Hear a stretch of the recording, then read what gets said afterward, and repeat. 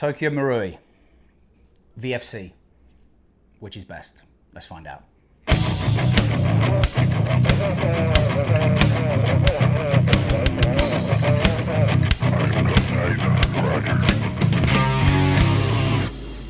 Hello troops, welcome back to the channel. It's Dan from Hades Airsoft.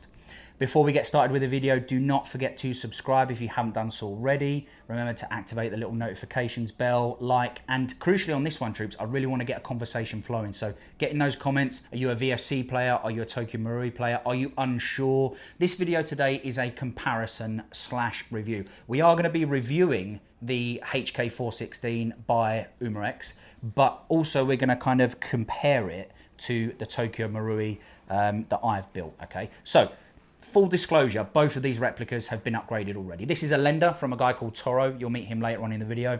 And he's been very kind in lending us this riff and letting us get to grips with it. And it has been upgraded. This is the version 3. And from what I've been led to believe, it is quite sturdy and very, very realistic, which is the kind of track we're going down today, troops, okay? Realism. I've been running Tokyo Marui now for nearly 2 years.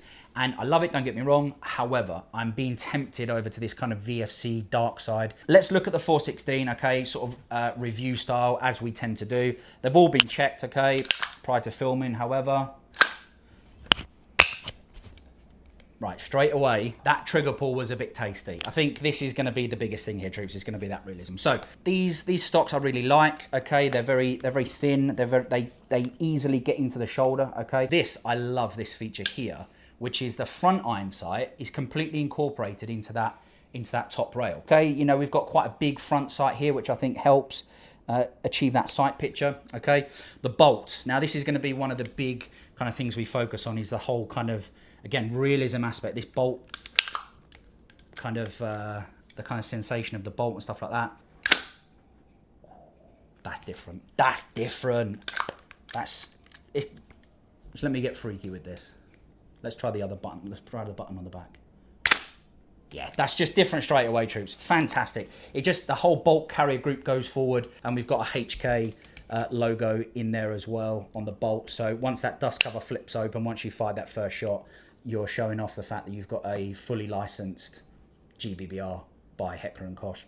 The grip on a 416 as well, very, very different for somebody like me that's got great big Shrek hands. It is a little bit more ergonomic, and it comes with the enlarged trigger guard as standard, unlike on the Marui where you have to change it. Obviously, with the advent of M-Lock, we're kind of slimming down slightly on so much Picatinny rail. Like back in my day, the kind of GWAT era, it was rails all over the shop because it was trying to get all those attachments on there for all the different jobs that we were doing. Nowadays, it's kind of trying to strip it back a little bit, so we don't need all of these rails, okay? But hey, not the end of the world. It's a chunky, solid riff. But the biggest thing that I like about this riff is the ability to adjust the hop up from right here on the riff. So if you think back to when we reviewed the Glock pistol from Umarex, okay, same detail. You push a little Allen key into the front of the riff and you adjust the hop like that. You don't even need that with this one. Just with your hand, you can adjust the hop. I hate adjusting the hop up on that. It drives me nuts. However, on this, that's an incredible selling point for me. Okay, so let's take a little look at the internals. All right, so same as a Marui, just going to push out this little bolt here, okay? However, because I've got sausage fingers, I can't quite grasp it. There we go. The upper should come up. That bolt there will come out. So, now, straight away, if you know what a Tokyo Marui looks like, the lower, you know that this is very different. Very, very different indeed. I'm assuming it's that simple. This will become important in a few minutes, troops, right? Why? Yeah, it's just a big hammer, like on a pistol. Also appears that this buffer here is metal. So I've got a metal buffer. I'm not going to take that out, although I'm quite tempted to. Okay, hold the phone. That's it. That's the bolt. That just seems simpler than a Marui's bolt for some. I don't know why. That's just kind of shocked me a little bit. Okay, so we've got the bolt. Yeah, and oh, massive point in Umarex's favor. This comes with a kind of end pass built into it. If you're not sure what an end pass is, that's something you have to add to the Tokyo Marui, and it gives you the ability with a little Allen key to adjust the FPS, essentially, adjust how much of the gas goes towards the BB or how much gas goes towards the blowback feature, thereby,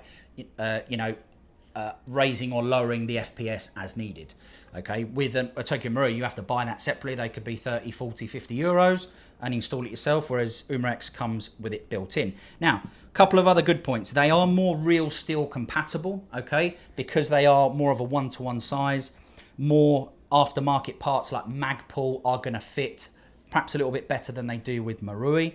Other good points is they've got obviously a very simplified trigger box, as we've already looked at, and we've also got those steel internals. Okay, so these are all good points, especially with version 3. Okay, so what are the bad points when it comes to Umarex? They need a bit more care, a bit more attention, a bit more love, and they obviously, some of the earlier models like the version 1 and the version 2 don't have as robust internals. One other important point is the aftermarket parts. There is quite a wide variety out there, but they're not quite as diverse as with Marui. Right, let's put this back together.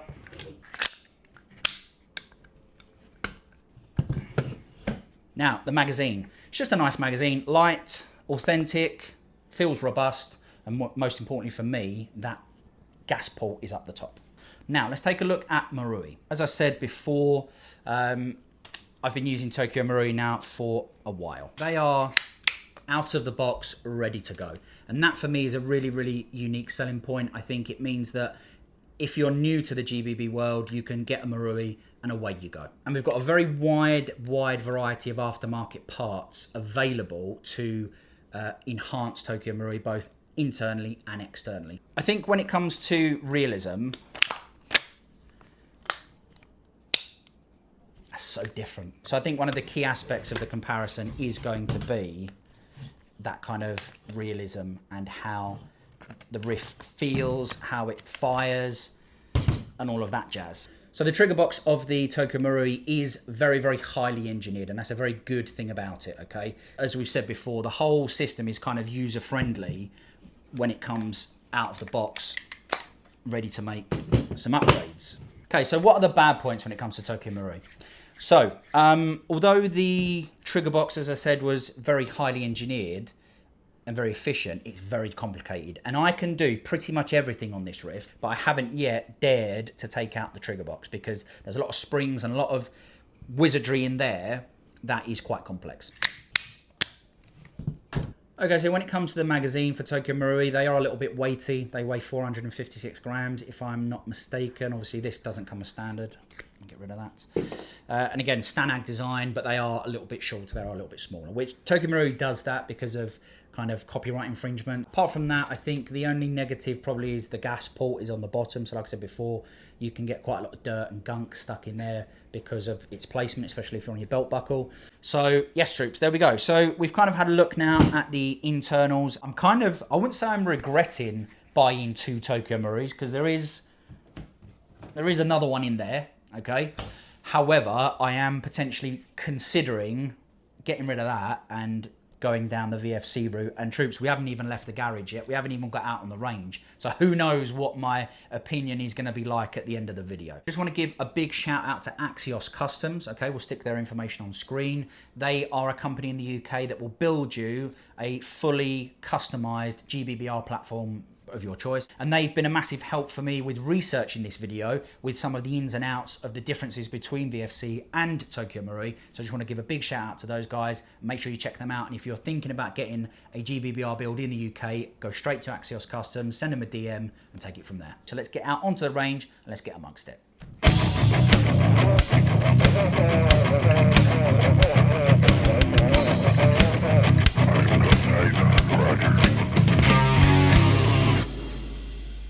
All right, tubes, it is now time to put the Umarex 416 through its paces here on the range.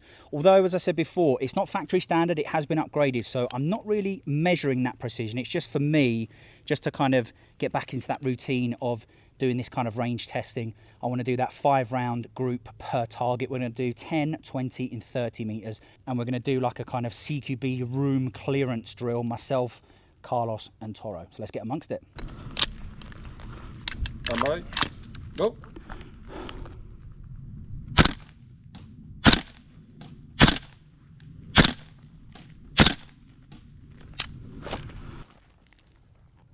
the recoil, that's crazy. Like I felt that barrel ride up on that very first shot.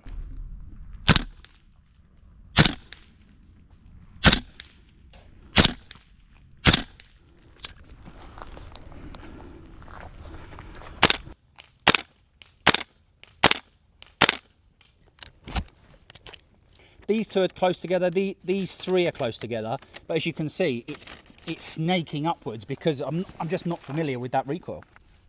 So two really close there, dead center of mass. I'll take that, I'm happy with that. But then these three here, wildly dispersed. 1, just 2, 3, 4, 5. Yeah, not a good shoot from me on that. But I will chalk that down to a really different sensation on that recoil. It wasn't just a case of more recoil. It was just different. Yeah, I could kind of feel the bolt going backwards and forwards in a very different way. It kind of felt like it wasn't just the gas blowback. I do think this says a lot about the riff. It says a lot about it being much closer to something in the real world than so far we might have experienced just using Tokyo Marui.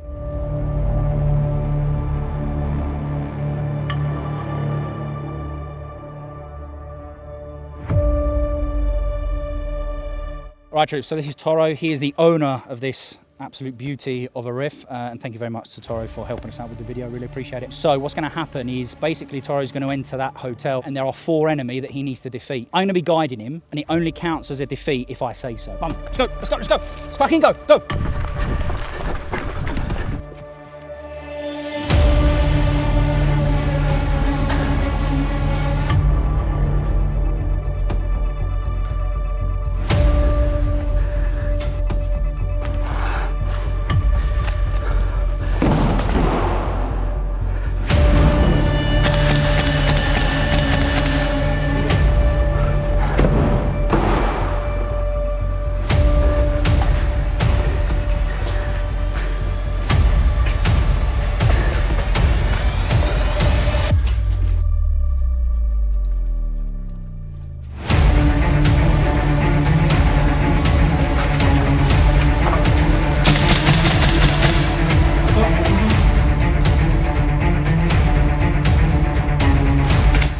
Together?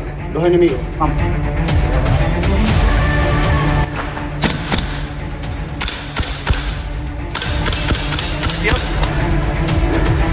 La planta de arriba despejada.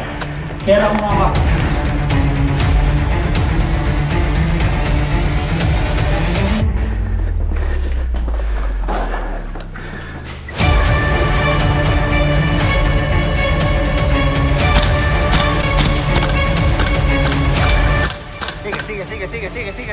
Sigue.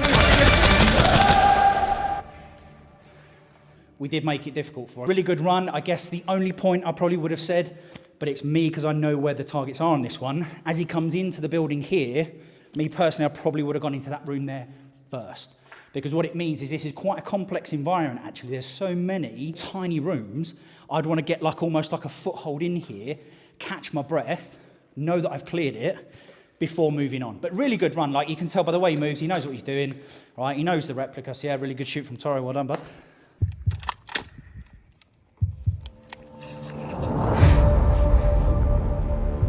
Vamos.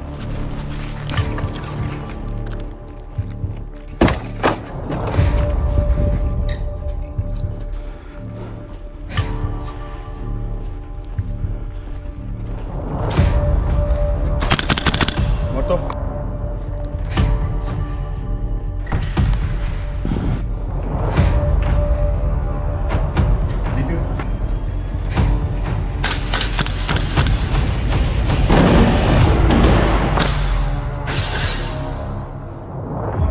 Muerto.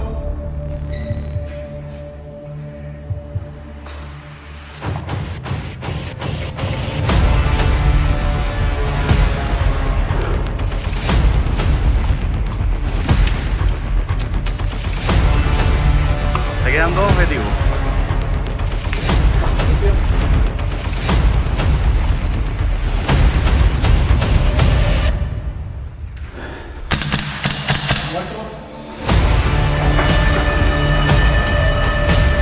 ¿Está limpio?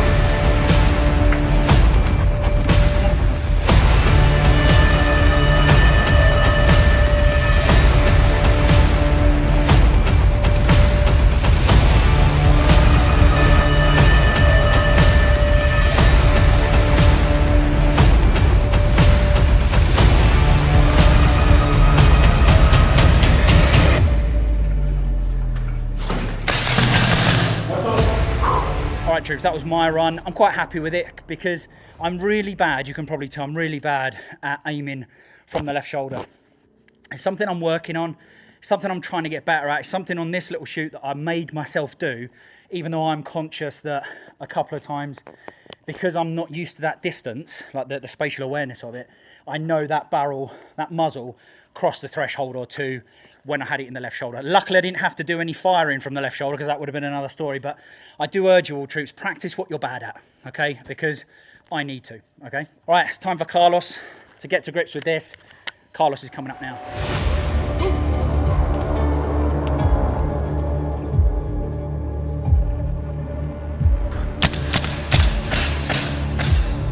Vale, muerto. Con agresión, obstáculo, limpio. Limpio. Venga. Vale. Seguimos. Otro obstáculo, tiro.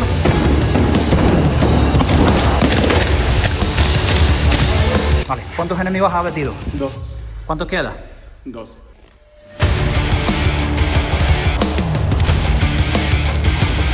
Con cuidado.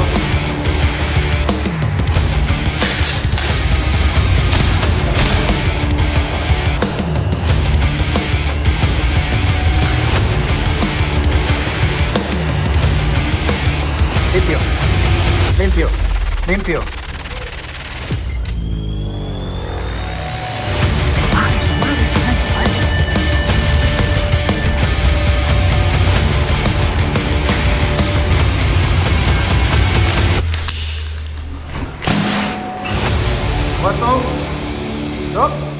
Right, troops, that was Carlos's run. Fantastic. I love the finish there. Engaging that target literally hand to hand as if he had a sword on the end of that weapon. Fantastic use of initiative on that one, because the training that I've delivered to my team over the years, troops, has involved some of that kind of, you know, introducing themselves to those aspects of my trade. And so the fact that he had a stoppage on his last objective and his instincts was just to engage that enemy, I think is fantastic. Like, really well done, bro. Let's get back down to the car park for the conclusion on the 416 from Umarex. All right, troops, that is rounds complete on the Umarex HK416. Thank you again to Toro, who's over there behind the other camera, and thanks to Carlos for helping out today, taking part, and also obviously that fantastic camera work. I think I had a blast in there. I wasn't expecting to come up here. I've never filmed a video up here before, so I wasn't expecting to have the kind of resources that we had in there and really get to grips in a CQB environment with this riff. All of the aspects of this brand that make it unique, the attention to detail, the realism in the sensations, just that in you know, pulling that trigger, even that safety is authentic. So I've had a fantastic day with it. I'm like a kid in a sweet shop right now, and I actually think an Umarex is on the horizon for me. That's about it for this video today, troops. Let me know in the comments what you think. Are you an Umarex fan? Are you a Tokyo Marui fan? Which one is best for you? And we'll see you next time on the channel, troops. Thank you very much indeed for watching.